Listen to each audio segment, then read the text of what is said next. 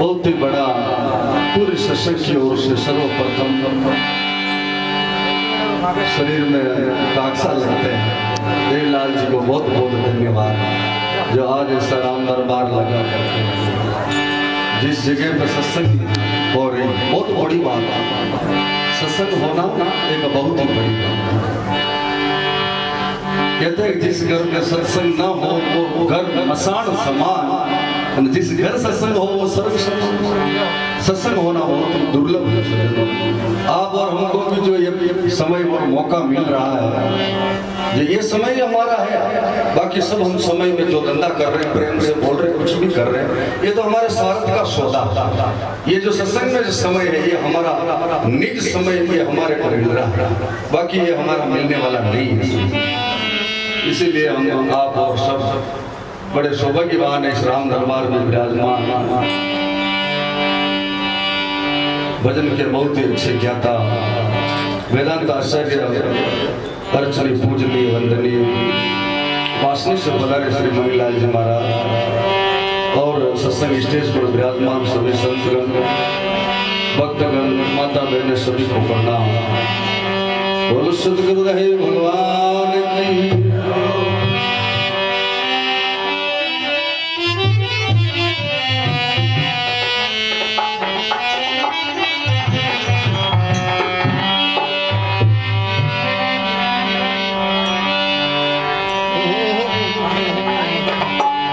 शत्रु न मित्र जाके सब ही रहे समान, देखो मत तू साझे आत्मा राम। और न उपाधि जाके कछु न देखे, सुख के समुद्र में रहते आठों याम। रीति और सीधी जाके हाथ जोड़ आगे खड़ी सुंदर कहे जाके सभी गुलाम है। अधिक प्रशंसा करो कैसे करी कही सके, ऐसे गुरुदेव को हमारो झूम प्रणाम है।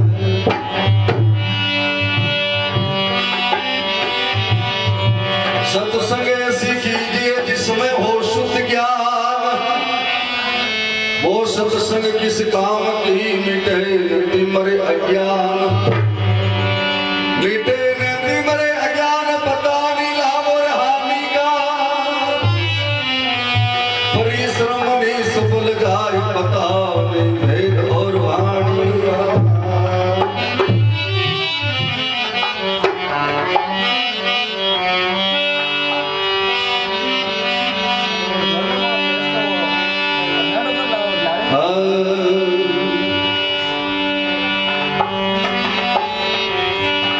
आनंद सत्संग में आवे रे, आनंद सत्संग में आवे।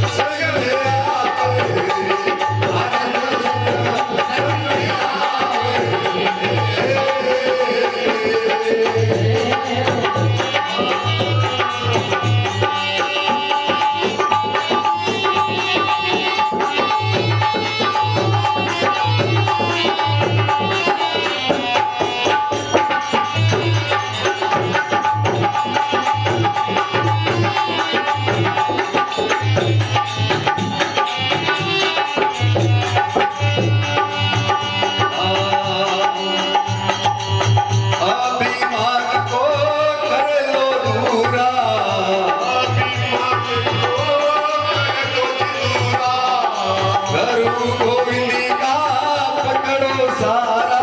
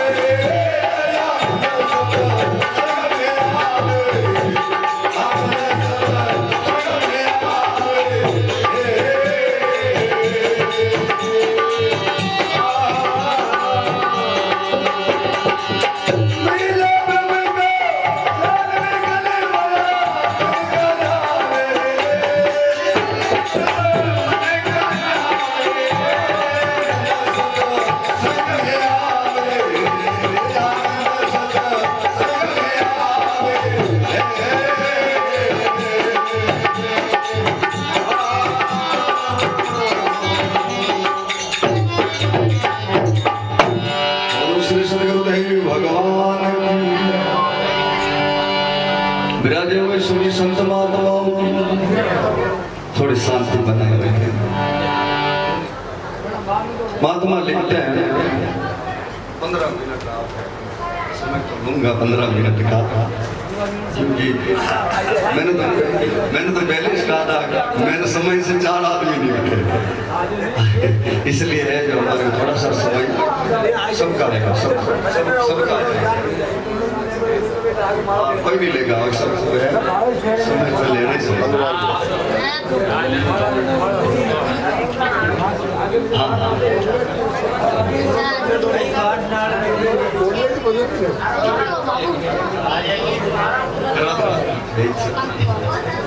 अब एक बार सब है ध्यान इधर दे और जय बोल लेंगे सब। बोलो सतगुरुदेव की। महात्मा लेकर एक आनंद सत्संग में आता है। आनंद बहुत सारी जगह पे आता है, लेकिन महात्मा विशेष तौर से क्यों लिखा सत्संग में आता है? क्योंकि इसमें कुछ न कुछ जिंदगी का फायदा है।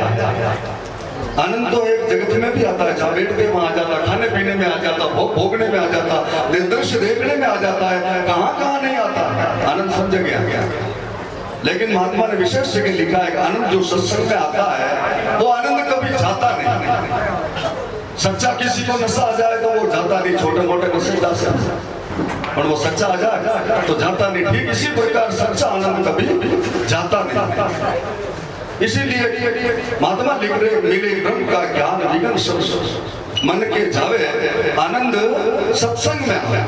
कि जब तक ये मन है जो उछल कूद कर रहा है, जब तक शांत नहीं होगा तब तक सत्संग को आनंद नहीं आएगा। और सत्संग का लक्ष्य है क्या? अपने कर्म सुधर गए समझ लो सत्संग हो, अपनी वाणी सुधर गई समझ लो सत्संग हो। जगत के अंदर जो व्यवहार होते हैं उससे उपराम अपने कर्म होने लग जाए तो समझ लो ये सत्संग हो। भजन बोलने का नाम सत्संग नहीं, सत्संग तो समझने का विषय है।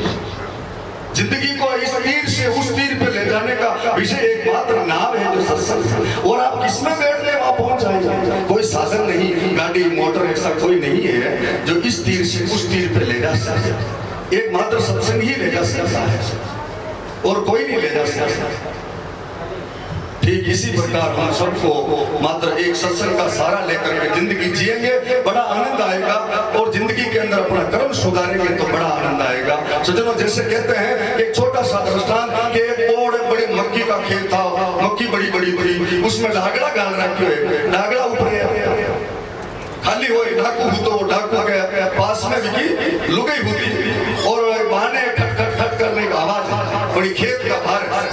तो वही डाकू लेने की देख कौन है, बहाने कोई आवाज आवे तो वहां डाकू की लुगाई बड़ी डागड़ा ऊपर सडन देखी तो क्यों बाबा जी आप पतिदेव ने करी, पतिदेव अपने धूलो उड़ियो है कि ठीक बात अपने घोड़ो कटे है कि घोड़ा अपना बंदी हो बड़ी घोड़ा ऊपर बैठते वो डाकू बड़ी को पीछो तो आगे जो दौड़ो वालों हो वो एक घोड़ी ऊपर एक राजा रो बच्चो बैठो वो आगे दौड़ी और लारे बने डाकू पीछो। डाकू विचार की तो वो भी है जो राजा रो बच्चो है અને घोड़ी की खाती पीती जो हाथे थावा वालो नहीं है पर डाकू बड़ो बदमाश बड़ी जी का घोड़ा रो सुन जो भरो ना मैं जो घोड़े कीडो हूं करता ही मारी के आगे घोड़ी की जो भाई रुक गई हूं करता डाकू बड़े जाते हैं कि गर्दन में ठोकी जो गर्दन उतार बड़ी बच्चा ने मार दी तो थोड़ा बहुत धन हो भी करने के हाथ में गला में पग में कमर में जो भी हो डाकू के लक्ष्य नहीं। डाकू कहते हैं धन कोई लक्ष्य हो कई लक्ष्य नहीं, लेकिन वो धन ले ले जाते हैं बड़ी घरवाली ने दी तो ये ले क्या हाल होने कह रहा कोई ऊंचा ग्राहक बच्चों हो दीजिए कि ठीक बात है। यूं कर कुछ दिन निकले, एक साल निकले और एक साल के बाद में बड़ी डाकू का घर में एक बच्चों पैदा हुआ और वो बच्चों पैदा रहते ही और यूं तो बदलो लेनो दिन 2 गुना रात 6 गुना जो 6-12 महीना यूं करता वो तो 5-15 साल को जवान हो गयो और वही ले जाए बड़ी बच्चा ने बनायो शादी कराई। शादी कराते हैं 2 लोग घर में घुसे, पाछा आया घर में घुसे वन टाइम वो बच्चों के हमारे पेट में दर्द है वो डाकू खूब पैसा गाड़ी बुलाई बनीदान हॉस्पिटल बाप जी ने सब जगह ले गया, ले जाते ही मनाने 50 सब कराई इलाज करायो, बच्चा ने आराम नहीं। बच्चा ने विदेश ले गया और काले पानी कोई डॉक्टर हुए बटे ले गया बटे खूब इलाज करायो, धन खत्म नहीं गयो डाकू जाकी जिंदगी कमायो तो धन साफ हो गयो। अबे उन्हें हॉस्पिटल में भी हो, होटल में भी हो, बस में भी हो, एरोप्लेन में भी हो, पिया नट जाओ तो नीचे उतार दे लाख देते लाख के उतर जाओ। अन्य प्रकार वो हॉस्पिटल में भी डॉक्टर भी ने बाहर निकाल दी दो कि वो घरे ले जाओ और सेवा कर दे बिने घरे लाया वाली बच्चा ने और वो डाकू के हाथ दे के हीरो है कि तुम मारो पैसा जन्म रो बदलो मांगे रे तो वणी के भाई डाकू अरे वणी के डाकू मत बोल तेरा बेटे तेरो बाप हूं कह रहा कोई बाप नहीं 20 साल पहले की बात याद कर मैं एक राजा का बच्चा था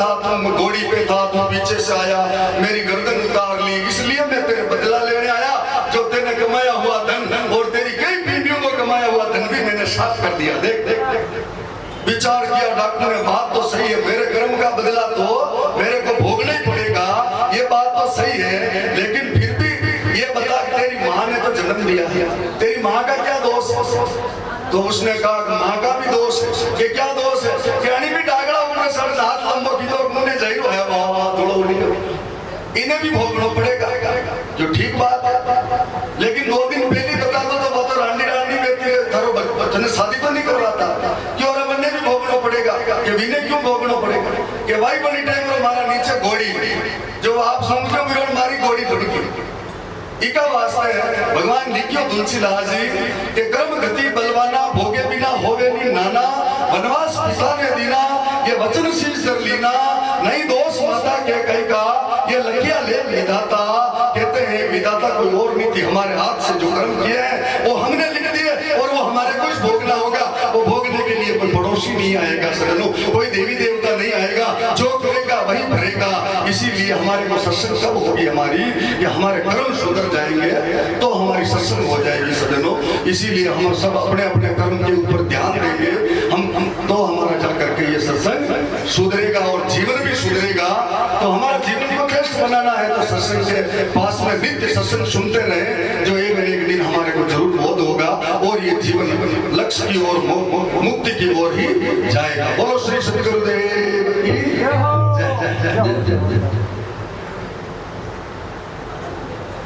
जय।